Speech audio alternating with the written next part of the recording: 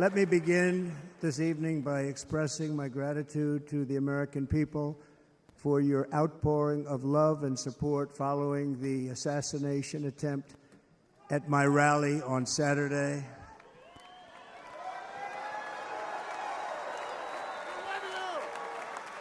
As you already know, the assassin's bullet came within a quarter of an inch of taking my life. So many people have asked me, what happened? Tell us what happened, please. And therefore, I will tell you exactly what happened, and you'll never hear it from me a second time because it's actually too painful to tell. It was a warm, beautiful day in the early evening in Butler Township in the great Commonwealth of Pennsylvania. Music was loudly playing, and the campaign was doing really well. I went to the stage, and the crowd was cheering wildly. Everybody was happy. I began speaking very strongly, powerfully, and happily, because I was discussing the great job my administration did on immigration at the southern border.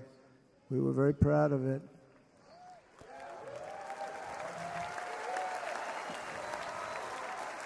Behind me and to the right was a large screen that was displaying a chart of border crossings under my leadership. The numbers were absolutely amazing. In order to see the chart, I started to, like this, turn to my right and was ready to begin a little bit further turn, which I'm very lucky I didn't do, when I heard a loud whizzing sound and felt something hit me really, really hard on my right ear. I said to myself, wow, what was that? It can only be a bullet. And moved my right hand to my ear, brought it down. My hand was covered with blood, just absolutely blood all over the place. I immediately knew it was very serious, that we were under attack, and in one movement proceeded to drop to the ground. Bullets were continuing to fly as very brave Secret Service agents rushed to the stage, and they really did. They rushed to the stage.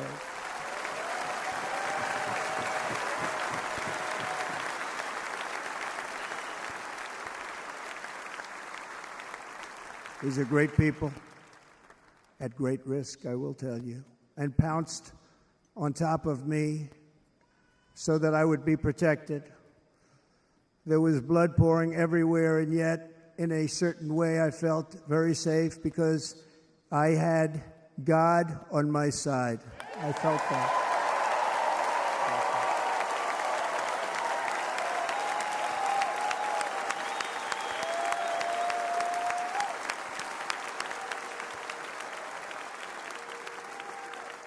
The amazing thing is that prior to the shot, if I had not moved my head at that very last instant, the assassin's bullet would have perfectly hit its mark, and I would not be here tonight. We would not be together. The most incredible aspect of what took place on that terrible evening in the fading sun was actually seen later. In almost all cases, as you probably know, and when even a single bullet is fired, just a single bullet, and we had many bullets that were being fired, crowds run for the exits or stampede, but not in this case. It's very unusual.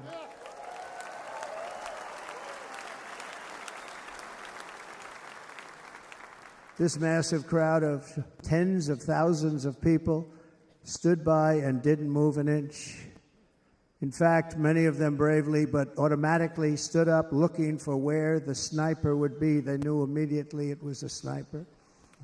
and then began pointing at him. You can see that if you look at the group behind me. That was just a small group compared to what was in front. Nobody ran, and by not stampeding, many lives were saved. But that isn't the reason that they didn't move. The reason is that they knew I was in very serious trouble. They saw it. They saw me go down. They saw the blood and thought, actually, most did, that I was dead. They knew it was a shot to the head. They saw the blood. And there's an interesting statistic. The ears are the bloodiest part. If something happens with the ears, they bleed more than any other part of the body. For whatever reason, the doctors told me that. I said, why is there so much blood? He said, it's the ears. They bleed more. So we learned something, but they just, this beautiful crowd, they didn't want to leave me. They knew I was in trouble. They didn't want to leave me. And you can see that love written all over their faces. Incredible people. They're incredible people. Bullets were flying over us, yet I felt serene. But now the Secret Service agents were putting themselves in peril. They were in very dangerous territory. Bullets were flying right over them, missing them by a very small amount of inches. And then it all stopped. Our Secret Service sniper, from a much greater distance and with only one bullet used, took the assassin's life, took him out.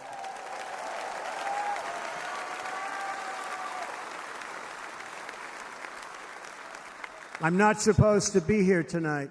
Not supposed to be here. Yes, you are. Yes, you are. Yeah.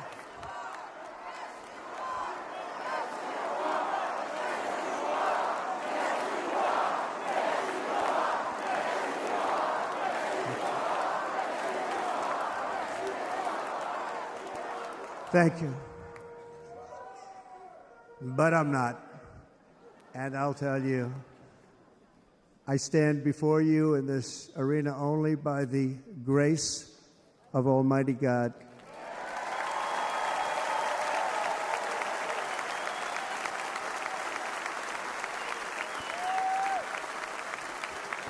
In watching the reports over the last few days, many people say it was a providential moment.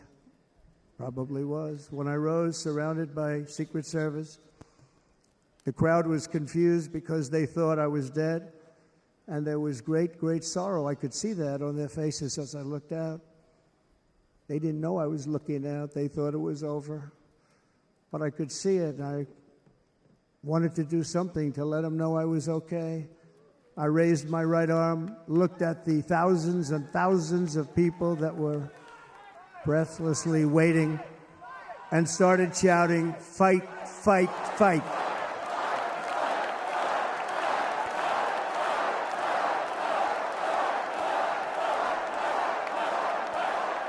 Thank you. Once my clenched fist went up, and it was high into the air. You've all seen that. The crowd realized I was okay and roared with pride for our country like no crowd I have ever heard before. Never heard anything like it. For the rest of my life, I will be grateful for the love shown by that giant audience of patriots that stood bravely on that fateful evening in Pennsylvania. Tragically, the shooter claimed the life of one of our fellow Americans, Corey Comparator. Unbelievable person, everybody tells me. Unbelievable. And seriously wounded, two other great warriors. Spoke to them today. David Dutch and James Copenhaver. Two great people. I also spoke to all three families of these tremendous people. Our love and prayers are with them, and always will be. We're never going to forget them. They came for a great rally. They were serious Trumpsters, I want to tell you. They were serious Trumpsters, and still are. But Corey, unfortunately, we have to use the past tense. He was incredible. He was a highly respected former fire chief, respected by everybody. Was accompanied by his wife, Helen, incredible woman. I spoke to her today, devastated, and two precious daughters. He lost his life selflessly acting as a human shield to protect them from flying bullets. He went right over the top of them and was hit. What a fine man he was.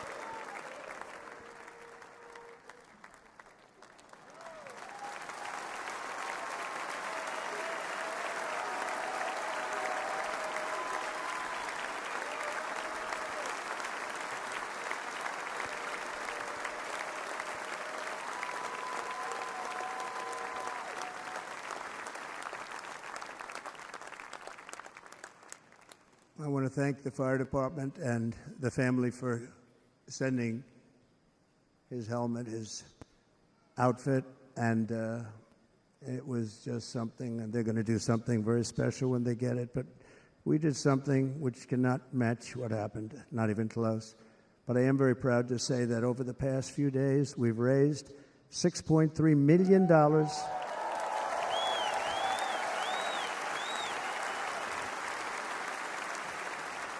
for the families of David, James, and Corey, including from a friend of mine just called up. He sent me a check right here. I just got it.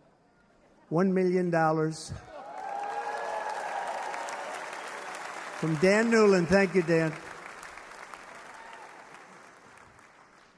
And again, when speaking to the family, I told them, I said, well, I'm going to be sending you a lot of money, but it can't compensate.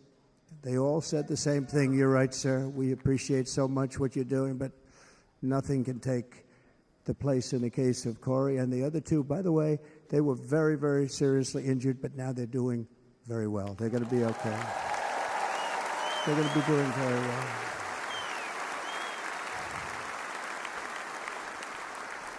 They're warriors. So now I ask that we observe a moment of silence in honor of our friend Corey.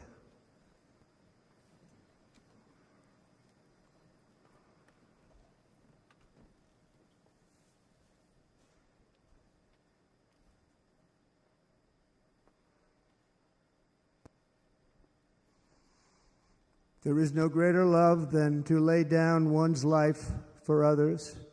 This is the spirit that forged America in her darkest hours, and this is the love that will lead America back to the summit of human achievement and greatness. This is what we need.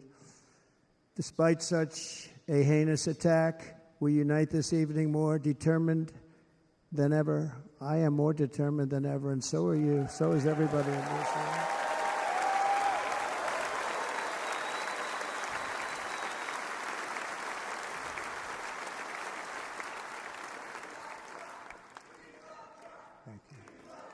Thank you very much.